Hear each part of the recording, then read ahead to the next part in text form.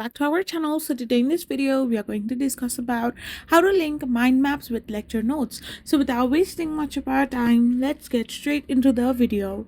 So if you want to link mind maps with lecture notes, all you gotta do is simply go to any of the mind mapping AI tools. Now you need to link your mind maps with your lecture notes with a central topic. You need to branch out key ideas using keywords from your notes. Use colors and symbols for visual cues, and then draw connecting lines or arrows between different branches to show relationships. Here, you can also allow a process that solidifies understanding by visually mapping the instructor's thought flow and linking concepts across sections. The last thing you can do is simply review and elaborate on the map after the lecture, adding details from your full notes to fill gaps and clarify points for deeper learning.